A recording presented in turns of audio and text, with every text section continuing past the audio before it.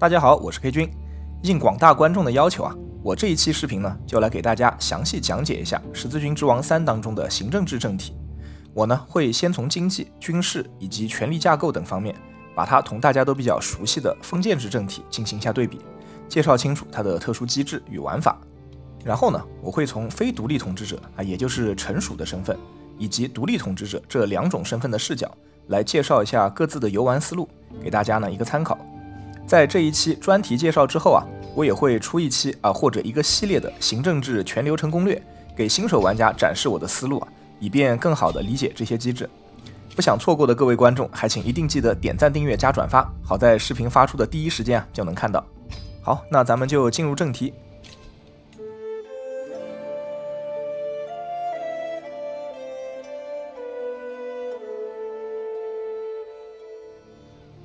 行政制政体是《权力之路》DLC 才引入遊戲的，是拜占庭帝國，也就是東羅馬的默認政體。本期視頻介紹的所有特色玩法也都是需要有這個 DLC 才能夠體驗的，所以呢，大家也可以根據本視頻來決定要不要購買這一個 DLC。在開始分項對比之前呢，我先籠統的介紹一下它的特點標出其最顯著的特色，方便太長不看的觀眾們獲取信息。首先是如何游玩行政制政體。除了開局的時候直接選擇拜占庭的角色呢，你也可以先玩一個封建制或者氏族制的政体，作為獨立統治者，達到帝國級以上的頭銜，擁有超過75塊伯爵領的領土以及一些其他小的要求之後呢，就可以花費3000金幣和1000的威望，把你的帝國政體改变為行政制。然後呢，就是行政制的幾大特色。第一，莊園系統有一整套建築和升級序列，為你提供額外的資源收入、軍事和計謀的加成。第二，頭銜不再是世襲的，而是以一套評分機制來決定，同時呢，可以無理由剝奪封臣的頭銜而不產生暴政。第三，金錢被分為私人財產和國庫，軍隊呢也分成了私兵和府兵，遊玩思路將大有不同。第四，新增影響力資源，並圍繞它衍生出一整套行政制的特色玩法比如說提升角色對頭銜的继承得分逼迫其他領主退位，或者直接接管封臣的府兵等等等等。第五，擁有更細緻的法律條款，作為最高統治者的時候對封臣們擁有更高的控制力。總的來說呢，行政制是相比於封建制權力更加集中的一個政体，最高統治者擁有更多的权力而臣屬們則受到更多的約束，無法使用武力進行快速擴張。不過全新的家族與權鬥玩法呢，也讓臣屬的晋升之路充滿別樣的趣味。這個呢，就是我對行政制的總體概括。下面我們就可以展開來詳細的說一說。首先從經濟層面來講行政制不像封建制那樣簡單直白領地的收入直接按比例給一部分到領主就完事了。在行政制底下呢，絕大部分領地的收入都是直接進入最高統治者的國庫的並不能直接進入我們的私金。不過呢，上交的比例會根據行省的類型不同有所區別，我們在後面會詳細說。而我們作為臣屬的國庫呢，一大部分是封臣發展金，是根據我們上交的領地收入來的一般來說呢，就是我們上交收入的55%。另外一部分呢，則是根據領主的財政預算，平均分發給每個封臣的俸祿，以及給軍事類型行省發放的軍事預算。所以作為軍事總督相對會更富一點。這個是作為封臣的資金。那麼作為最高統治者呢，首先需要把從總督們那邊收上來的稅金拿出55%返還給他們，作為封臣發展金這個之前說過了。然後呢，再去除掉一些固定的支出比如說什麼宮廷显赫度支出什麼的，剩下來的呢就是額外的預算。這一部分也要分为俸祿和軍事2個部分，進一步分發給封臣們。其中俸祿預算是給所有封臣發放的，而軍事預算則只給軍事行省發放。這個預算發放的比例呢，默認是俸祿與軍事各45%。這樣子呢，中央政府相當於就只保留了1/10的收入。不過呢，這個比例是可以花費影響力和威望來進行修改的降低封臣們的預算能直接提升皇帝自己的收入但是呢，會導致大家的不滿。不過有些小技巧比如說你一次只降低5%那麼就只會產生5點的負面情緒，屬於完全可以接受的範圍。這個法律的調整是沒有 CD 的只要你影響力和威望足夠，就可以反復的進行調整，非常的靈活。并且呢，作為領主，你是可以花費影響力對封臣們徵用國庫的，一次能拿走他國庫裡1半的錢不過呢，會需要他國庫裡至少有100塊。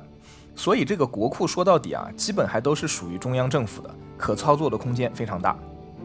這個呢就是國庫資金的機制啊。那麼對於私人資產呢，除了交完稅之後剩下來的領地收入啊，另外一部分不需要納稅的呢，就是自家莊園的收入了。這一部分在前期比較少但是在後期是可以成為收入主力的。莊園裡面最好的經濟型建築呢，就是良田和集市，可以穩定增加你的私人資金收入。同時呢，私人資金和國庫資金也是可以互相轉換的。比如說私錢進入國庫就非常的簡單，我們通過金錢旁邊這個小按鈕點擊它，就可以把我們自己的私人資金轉入到國庫。左鍵點擊一次呢，轉10塊錢，右鍵點擊一次轉50。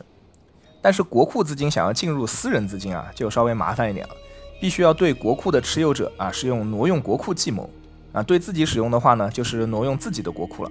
除了資金上和封建制大有不同呢，行政制還可以直接对封臣下達發展指令，不需要好感度或者絕对軍權這個在对整體領地的發展上呢也是非常有幫助的。最後呢，就還需要再留意一下角色的总督效率這個屬性，它最低-50%，最高正50%可以給直辖領地的收入與徵召兵都按照等值的100%來增加，同時呢還能提升府兵的戰鬥力無論對經濟還是對軍事都是非常重要的屬性。接下來呢，我們再來看一看軍事。行政制底下的領主私人軍隊會被削減，軍隊的數量和規模都比封建制的要少但是呢，它多出了府兵。你每擁有一個公爵級的头銜就可以招募3支職業軍隊，而如果你的行省是軍事類型呢，則還可以再增加2支軍隊。這樣子呢，你擁有的行省越多，你的軍隊就越多還都是兵士，擁有極高的質量。同時呢，你自己的私兵是要從自己的錢袋子裡面出錢來養護的，但是呢，府兵就是從國庫出錢來養護這有這一點區別從這裡呢就可以看出府兵本質上也都是最高統治者的軍队。所以呢，不管你的官职如何其他行省的府兵你都是可以通过花費影響力的方式把他們借調過來，臨時增加自己軍隊規模的，並且呢還不需要自己出維護費。這一點在作為邊疆或者海軍總督想要對外進行擴張的時候是非常有用的。然後呢，在行政制底下各個封臣之間是不能夠相互攻伐的，所以作為封臣的時候沒有辦法通過軍事手段來擴張地盤，提升自己的實力需要使用新的計謀來達成不過這一點呢，我們放到後面再来說。這種強制的約束對於封臣就是一個很大的阻礙，但是呢，對於最高統治者就是一個好處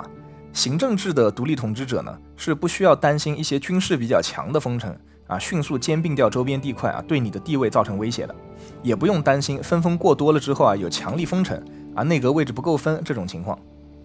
行政制下的總督呢，是沒有辦法通過擴張領地來成為強力封臣的，而是要通過提升其家族的整體實力，成為豪族來成為強力封臣。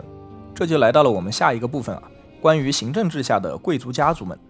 在這個政體下呢，只要是被任命成總督的角色，自己的家族就會成為帝國的貴族，擁有之前經濟篇中提到的貴族莊園。然後呢，各個行省的繼任者們只會在貴族家族的成員中來挑選，所以呢，不用擔心沒有身份的平民進來攪局。那麼帝國之內的每個家族呢，都有自己的家族評分，當評分超過40，並且排名位於所有家族的前5的時候，這個家族就會被視為豪族，其族長也就成為了帝國的強力封臣。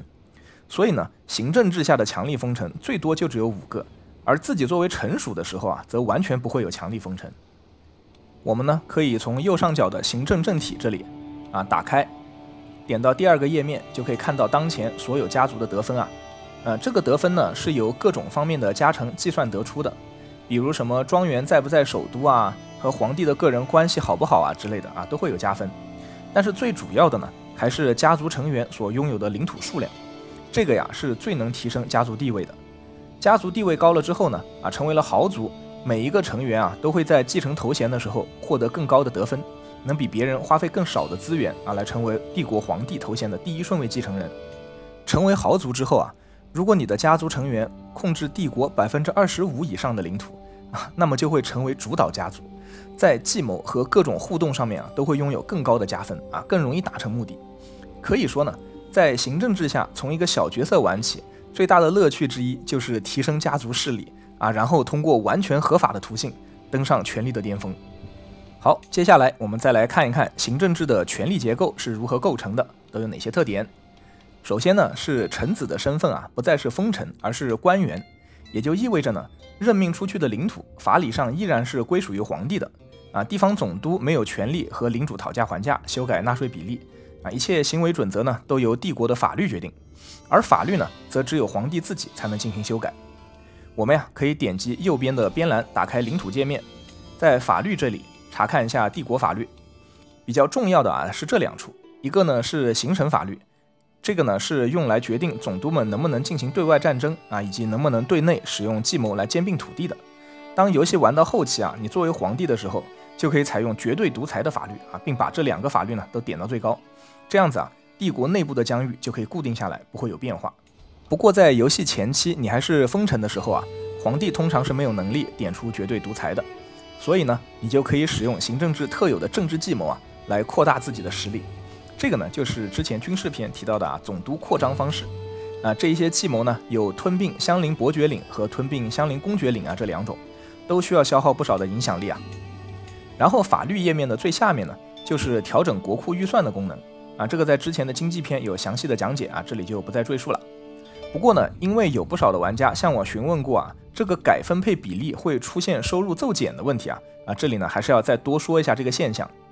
根據我的測試呢，我們觀測到的 NPC 提要求我們更改稅率之前還有幾百的收入，但無論選擇維持現狀還是改成其他比例，都會導致更新後的收入只有0頭。這個現象呢，其實主要是因為遊戲中每個月的預算分配並不是直接按照比例計算並且每月更新的，而是按照絕對值算的。也就是說我們拿這個舉例子，原本我們設定的俸祿45%，軍事45%，它是按照法律制定日期時總預算的絕對數值來記錄每個月的支出的。下個月的時候呢，不管你的收入是增加了還是減少了，你還是給總督這麼多錢。所以呢，這個就會導致你在經營了一段時間，總收入提升之後，每個月給總督們發放的資金還是舊的比較少的那個值。而實際上呢，如果按照原來定好的分配比例，現在是要額外多給出很多錢的。這個中間呢，就有了一個差值，它就累計入我們看到的那個很多的收入了。然後呢，當這個差值過大的時候，你的財政總管就會跑過來跟你說，我們是不是應該重新制定一下預算了呢？此时如果你選擇維持不變，相當於呢是要把發的錢重新更新一下。那麼按照原來的比例現在總收入高了，當然是要把分出去的錢也變多，就會看到突然斷崖式的收入下跌。我對此的解決方法呢，就是在財政總管跑過來跟你說要改預算的時候先不做選擇，而是呢打開法律界面，手動的呢先改一下預算比例，調整的右側顯示的俸祿和軍事都沒有好感變動或者呢是只減5的這種狀態，先改一次，然後呢再回去選擇維持現狀這樣子就不會導致收入減少了。好，最後呢我們再來看一下行政制的契約，它和封建契約不同不能對稅收和徵召兵的比例進行微調，而是通過預設的6種不同的類型行省來進行調整。不過呢，它的好處就在於作為最高統治者，給總督們改行政類型是完全不會增加暴政的，對方呢也是完全不会拒絕的。雖然還是一個總督的一生，你只能給他修改1次契約，但是呢，我感覺還是比封建制契約要自由得多，能夠更好的調整和控制帝國內部各個省份所扮演的角色。那我們就來簡单看一下每個類型的特色。上面一排這3個呢是基礎類型，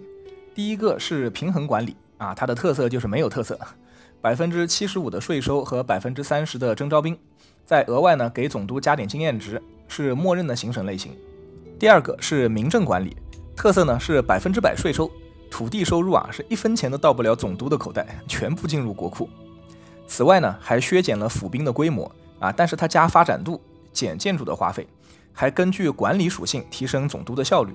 屬於經濟發展型的類別。作為皇帝的話呢，你可以給內陸地形比較好的那些省份改成這個類型。如果你自己是總督的話呢就不太推薦使用這個類型。前期莊園收入很少的時候用這個就一定得去挪用國庫才能讓自己的錢有那麼一點點了，所以不如直接玩其他的類型第三個軍事管理，特色是加75%的徵召兵，以及一系列比較強力的軍事加成。不過這裡注意這個75%不是說把你領地的徵召兵上交75%，而是在原來30%的基礎上加75%也就是52.5%。這個呢是對總督和對皇帝都挺不錯的一個類型，能給皇帝更多的徵召兵，总督自己呢则能養更多的精锐部隊。第4個，邊疆管理，這個是只有同其他國家接壤的省份才能設置成的類型，有一些防禦性質的軍事加成啊，特色呢就是軍事預算比較多，並且交稅交的少，徵召兵上交的呢也少，是相比較獨立的一個類型啊。對於皇帝来說呢，這個類型的總督是可以被召喚來單獨攻擊另外一個國家啊，不用帝國自己下場的。在邊境省份比較強的時候啊，是比較好用的一個類型。第5個，帝國管理啊，這個是整個帝國內部只能設置一個行省的特殊類型，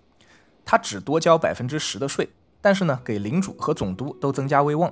並且啊，增加他們家族的豪族評分。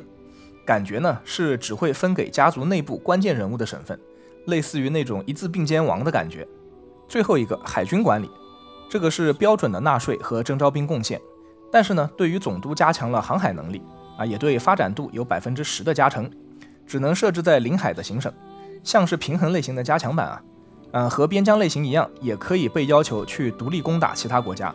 但是呢，它的軍事能力相對會弱一點。我一般啊是為帝國內部的沿海行省設置成这一個，然後呢，主要也是發展經濟。這些呢，就是行政制下6種不同的省份類型。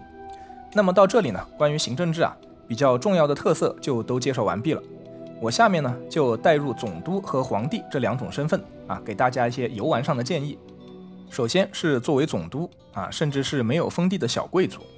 你呢，首先需要關注的就是提升自己的繼任評分啊，給自己進行一些宣揚什麼的啊，爭取盡快被任命為地方官員。